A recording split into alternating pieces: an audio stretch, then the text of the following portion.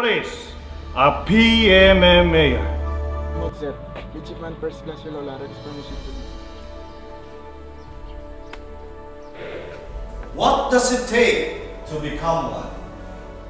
What does it take to become one? Nobody will truly understand a PMMA Unless one has passed through every door.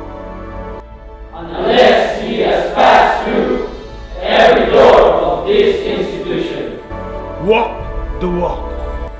has walked the walk, Has stumbled and stood up, has stumbled and stood up, has gone out to the sea, has gone out to the sea, and felt all proof of his manhood.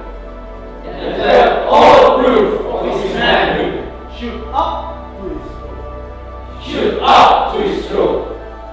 Out in the sea, Out in the sea, you have no other choice you have no other choice but be a man. but be a man.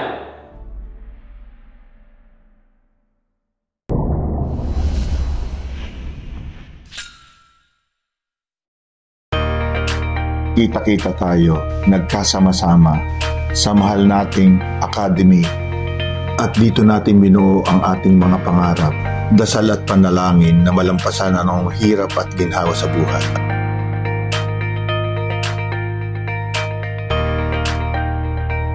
Ano man ang katayuan mo sa buhay, merchant officer, maging sundalo ka man, maritime police, coast guard, or naval officers, o anumang trabaho, posisyon ang napagtagumpayan mo, sa Pilipinas man o ibang dako ng mundo, ay iisa tayong mga dating astig at palusot na ngayon nagsasama-sama.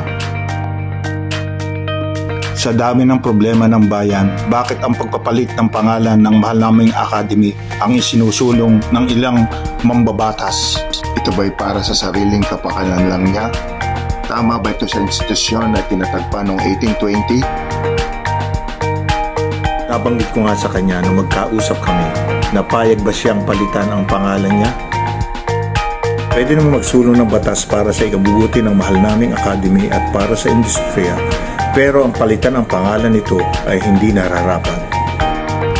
Hindi kami taga PNMA, kami ay PMMAers.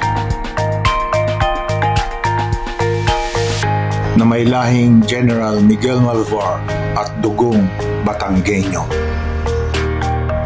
Mabuhay!